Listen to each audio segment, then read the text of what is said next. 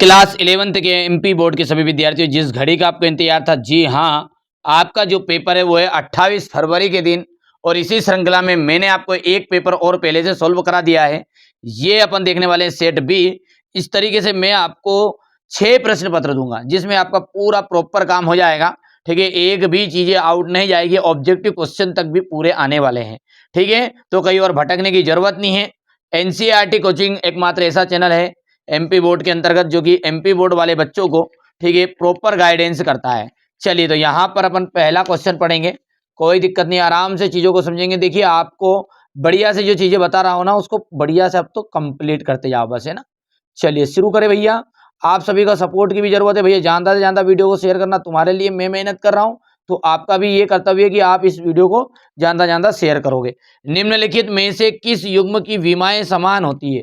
देखिए, ऐसा कौन सा युग्म है जिसकी विमाएं समान होती है? तो प्रतिबल और विकृति दोनों की जो विमाएं है वो समान होगी। अच्छा, इनकी विमाएं कितनी होती है? तो इसकी विमाएं एम एल इनवर्स टी की पावर -2।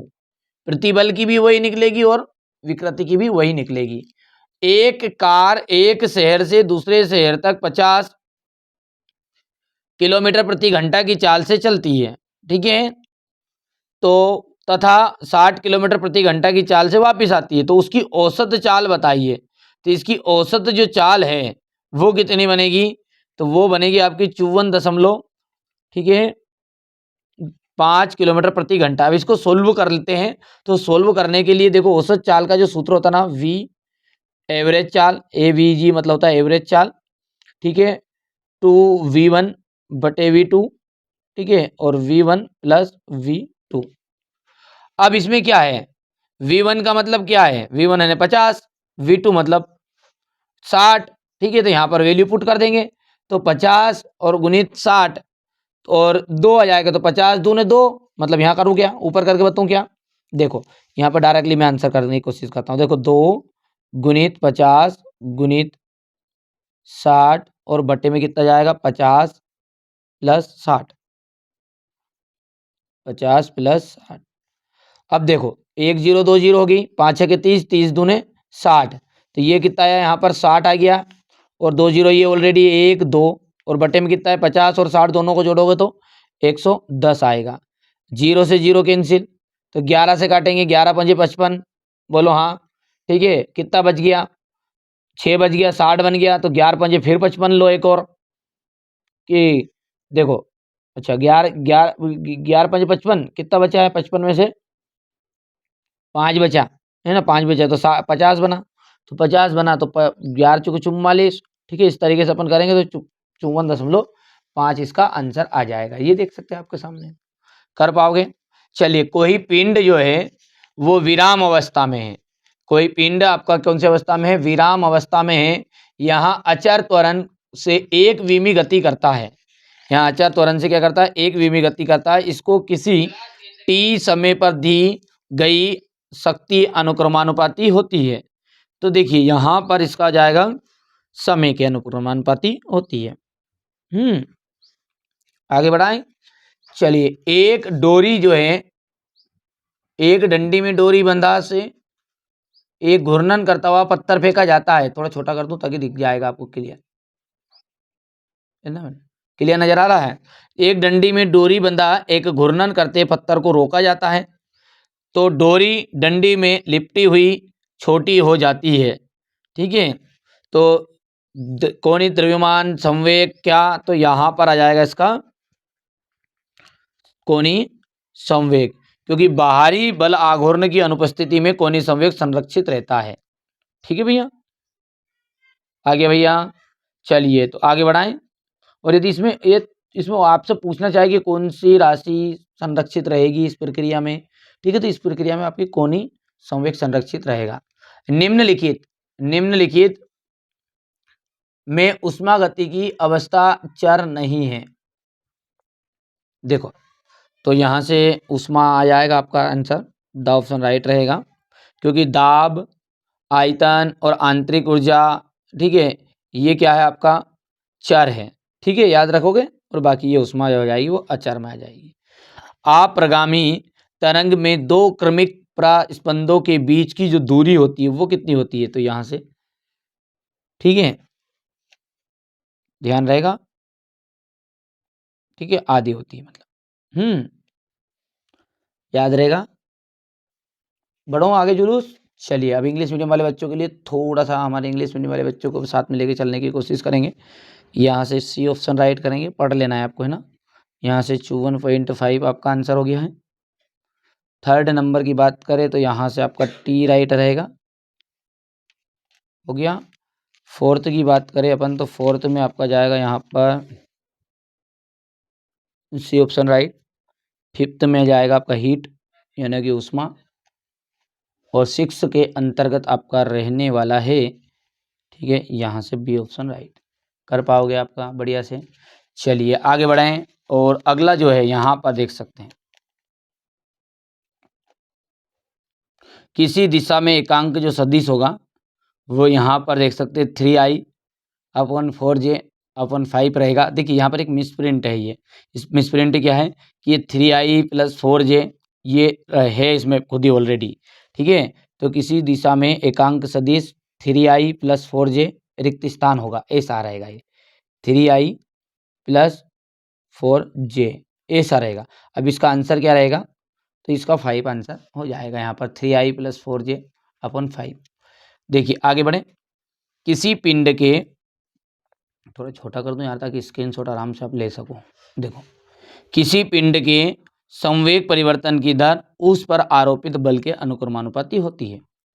घूर्णी गति के द्रव्यमान में समतुल्य राशि जड़त्वाघूर्ण है। विरूपक बल के कारण किसी वस्तु की एकांक विमा में होने वाले परिवर्तन को विकृति कहते हैं। क्या कहते हैं, विकृति। किसी पदार्थ की अवस्था परिवर्तन करने के लिए आवश्यक ऊष्मा को गुप्त ऊष्मा कहा जाता है। क्या कहा जाता है, गुप्त ऊष्मा। अच्छा, ये जो प्रक्रम है में निकाय ताप स्थिर रहता है, तो कौन से में, समतापी प्रक्रम में या समतापी प्रक्रिया में निकाय जो है ताप स्थिर रहता है। हो गया, यहाँ से आप देख सकते हैं। इतनी चीजें क्लियर हैं, बोलो हाँ या ना। चलिए आगे बढ़ते हैं और सही जोड़ी को देखते हैं। यहाँ से देखिए, बल का आपका विमी सूत्र क्या बनेगा, आप देख के बताइए खुद ही। तो बल का जो विमी सूत्र होता है वो होता है MLT-2, ठीक है, MLT-2। ये देखिए यहाँ ध्यान से देखो, -2 है ना, ठीक है, ध्यान देना है, सही करना है, नहीं तो गलत कर लो, ठीक है भैयू। तो ये आपका पहला हो जाएगा MLT-2। देखो ध्यान से देखना बेटा ना, ये देखो ये माइनस का है ये, बोल भी रहा हूं। संवेग का जो सूत्र है वो क्या है, एमयूमी सूत्र कि MLT इनवर्स है, तो ये दूसरा हो गया आपका। गति का प्रथम समीकरण कौन सा है, गति का प्रथम समीकरण बताओ देख के, जल्दी से बोलिए। तो V = होता है U+AT, ठीक है। गति का द्वितीय समीकरण क्या है, तो S = UT+12AT²। सार्वत्रिक गुरुत्वीय नियतांक, तो सार्वत्रिक गुरुत्वीय नियतांक कितना जाएगा, m0L/T⁻²। तो ये आपका फिफ्थ वाला हो गया है, ठीक है। गुरुत्वीय त्वरण की हम बात करें तो गुरुत्वीय त्वरण का जो विमी सूत्र रहेगा वो रहेगा आपका m0, हो गया। अच्छा ये गलत कर दिया मैंने, है ना, सार्वत्रिक गुरुत्वीय नियतांक का ये आएगा है, और गुरुत्वीय त्वरण का जाएगा m0L/T⁻²। कर पाओगे। चलिए इसके बाद में यहाँ से अपन देखते हैं, तो ये आपका 6 है, 1 है, ये 4th नंबर वाला है, ये 5th है, ये 3rd है और ये 2 है। हो गया। चलिए आगे बढ़ाएं। तो अगला क्वेश्चन क्या कह रहा है हमारा, एक वाक्य में उत्तर। देखिए समय बचाने के लिए मैंने थोड़ा सा भरवा लिया है ताकि आपका समय बच जाए। देखिए मानक वायुमंडलीय दाब का मान कितना होता है, तो 1.013 × 10⁵ पास्कल होता है। किस ताप पर लकड़ी तथा लोहा एक जैसे गर्म, ठीक है, या ठंडे प्रतीत होंगे, तो 20 डिग्री सेल्सियस से 25 डिग्री सेल्सियस तक। ऊष्मागतिकी के प्रथम नियम का गणितीय रूप लिखिए, तो ∆Q = ∆U + ∆W आ जाएगा।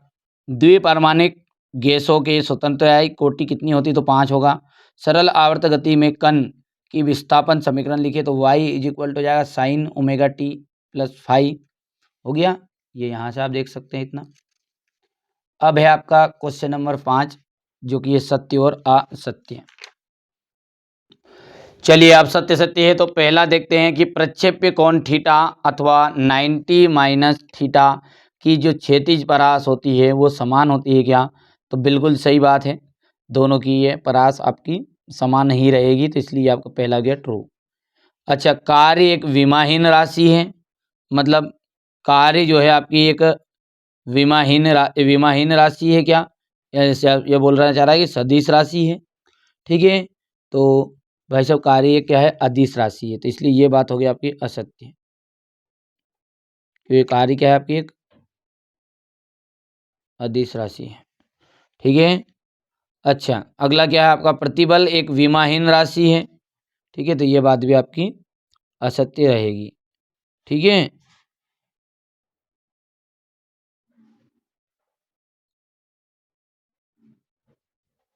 हो गया भैया, जल्दी से बोलिए। आगे बढ़े। 4 डिग्री सेल्सियस पर जल का आयतन न्यूनतम होता है, ये बात आपकी सत्य रहेगी। अगला क्या है हमारा यहाँ पर? जो ये है इसका मान भी आपका सत्य रहने वाला है, यानी कि पहला जो है वो ट्रू है, दूसरा आपका फॉल्स रहने वाला है, तीसरा फॉल्स रहेगा, चौथा ट्रू और फिफ्थ वाला ट्रू रहेगा। अब देखिए क्वेश्चन नंबर जो 6 है वो है विमी विश्लेषण के अनुप्रयोग। विमी विश्लेषण के कोई दो अनुप्रयोग बताइए। निम्नलिखित भौतिक राशियों के विमी सूत्र बताना आपको। प्रत्यास्थता गुणांक, पृष्ठ तनाव, कोणीय वेग, दाब, इनका आपको क्या करना है? ठीक है, विमी सूत्र बताना है। अच्छा, आप क्वेश्चन नंबर 7 में क्या है आपका कि यदि दो आवेश है Q1 और Q2 जो एक दूसरे को r दूरी पर स्थित है तो इनके बीच लगने वाला बल F इक्वल टू हो जाएगा 1/4 पाई Q1 बाई Q2। तो एप्सिलॉन नोट का आपको विमी सूत्र बताना है। मूल मात्रक और व्युत्पन्न मात्रक में अंतर बताइए आपका। कार्य ऊर्जा प्रमेय को लिखिए। प्रत्यास्थ संघट्य में कोई दो अंतर बताने, प्रत्यास्थ संघट्य और अप्रत्यास्थ संघट्य, दो चीजें यहाँ पर, प्रत्यास्थ संघट्य और